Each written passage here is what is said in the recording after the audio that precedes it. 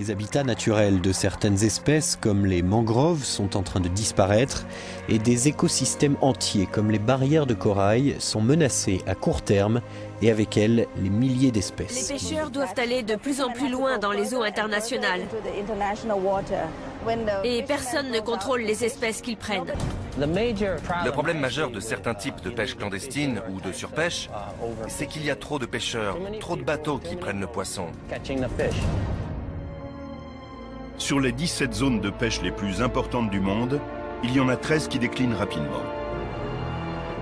La crise touche le golfe de Thaïlande, l'Asie du Sud-Est, la mer du Nord, la Méditerranée, l'Australie, Terre-Neuve et la Baltique. Les scientifiques tirent la sonnette d'alarme. Sans régulation, de nombreux stocks risquent de ne jamais se reconstituer.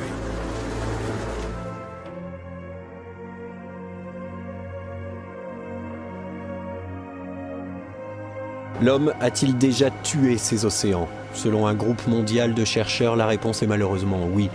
La pollution, le réchauffement climatique, la pêche excessive sont les principales causes de la dégénérescence accélérée de la faune et de la flore marine. Les acheteurs étrangers se jettent sur tout poisson qui se mange ou peut être exhibé dans un aquarium. Résultat, les pêcheurs pauvres ne reculent devant rien pour attraper des poissons vivants.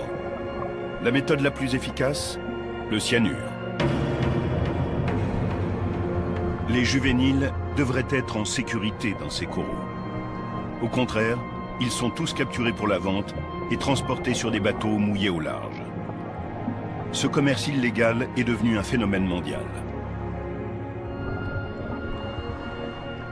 Pour chaque poisson qui arrive vivant à Hong Kong, il y en a des dizaines qui meurent à cause du cyanure. Et ça détruit les coraux. L'impact de cette industrie est considérable. Les récifs ne résistent pas au cyanure et aux explosifs utilisés pour alimenter le marché noir en poissons.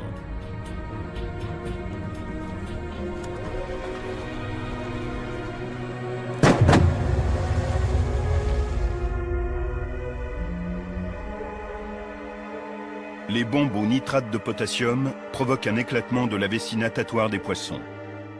L'explosion tue les polypes de corail, les juvéniles et le frai, sans distinction.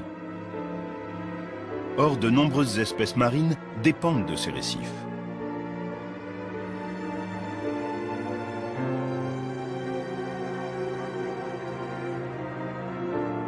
Les coraux détruits ont peu de chances de se reconstituer.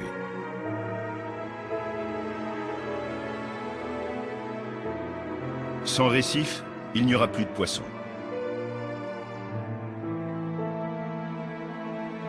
Et la rupture d'un seul maillon de la chaîne alimentaire se répercutera sur toute la faune marine.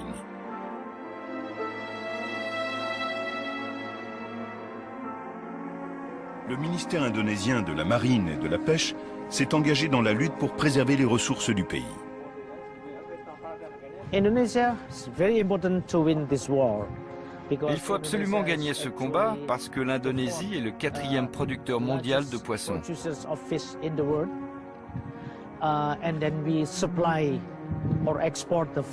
Nous fournissons l'Amérique, l'Europe, le Japon et l'Asie. Alors si on perd ce combat, il n'y aura plus de poissons.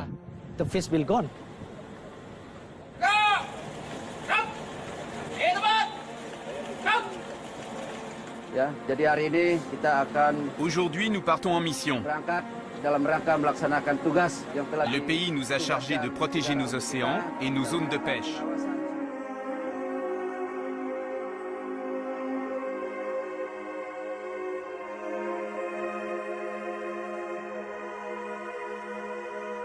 Stoppez les machines!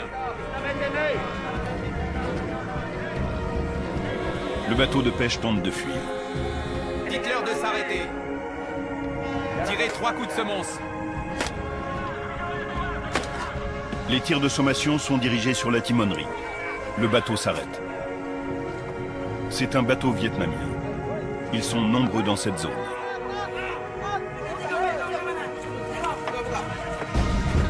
La patrouille ne prend pas de gants.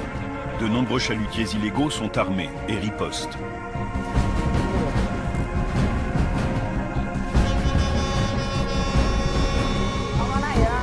3 autres bateaux accompagnent le premier. La patrouille aborde le deuxième. Lui aussi est vietnamien. Les membres d'équipage n'ont pas de passeport. Déshabillez-les! Les marins sont armés! Faites attention, ne vous approchez pas d'eux! Le bateau n'a pas de permis en règle. Accroupi! Accroupi!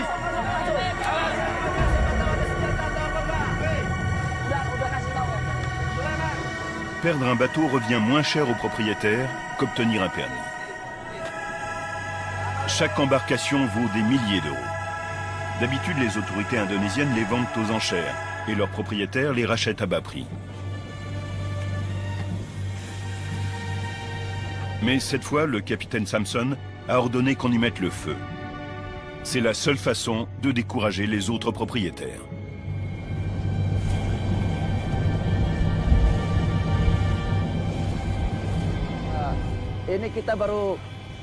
Ça ne fait pas très longtemps qu'on procède comme ça. Ça fait réfléchir les pêcheurs illégaux. S'ils n'arrêtent pas, on brûlera leurs bateaux un par un. On les détruira les uns après les autres. Le marché mondial représente 227 millions d'euros par an. Les chercheurs tirent le signal d'alarme. Les scientifiques tirent la sonnette d'alarme. Les scientifiques annoncent que les espèces marines sont parvenues à un risque élevé d'extinction sans précédent dans l'histoire de l'humanité. La surpêche a réduit de plus de 90% la population de certains poissons. Les océans vont subir une extinction d'espèces de masse comparable à celle des dinosaures. La question est de savoir quand. Certains scientifiques pensent que cela a déjà commencé.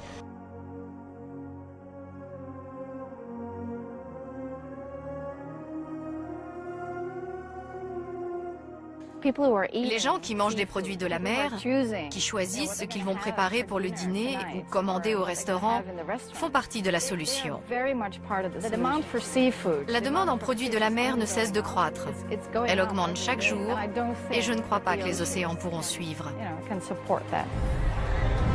Dans de nombreuses régions, les prix atteignent leur niveau maximum. La nature n'a plus rien à donner. C'est une espèce menacée. La tortue de mer est victime de la pêche intensive et de la pollution.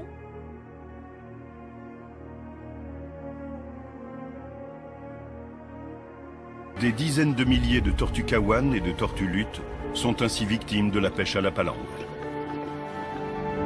En 30 ans, 98% de la population des femelles pondeuses du Pacifique a disparu. Vous allez voir, elle fait son nid en très peu de temps. Un moment vulnérable pour les tortues, que ces biologistes protègent chaque nuit.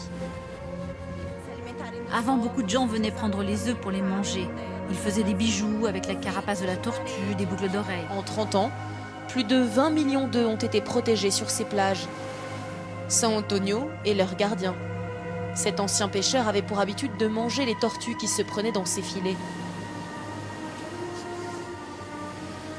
Voilà un bébé tortue qui est né cette nuit. Et là, il va aller à l'eau. Aujourd'hui, il s'est reconverti dans leur protection. C'est beau la nature, non? Le problème, c'est que ces bébés n'ont pas beaucoup de chances de survie. Arrivés dans l'eau, les poissons vont presque tous les manger. Malgré tous ces efforts, sur 1000 tortues nées sur ces côtes, seules 1 ou 2 arriveront à l'âge adulte. Il y a beaucoup de tortues blessées. Oui, beaucoup. Beaucoup sont empoisonnés par les rejets d'essence ou victimes d'accidents avec des bateaux. On reçoit plus de 100 tortues blessées par an. C'est une tortue verte. Ce sont les plus menacés par la pêche. C'était la tortue la plus appréciée pour sa viande. Depuis qu'elle n'est plus pêchée pour sa chair, ce sont les filets qui la tuent par mégarde. Le biologiste va lui installer une bague avec un numéro et une adresse qui vont permettre peut-être de sauver la tortue. Ça marche. Un pêcheur peut la trouver et nous renvoyer une lettre avec le numéro de la tortue. Ça a marché plein de fois, on en a reçu de partout dans le monde.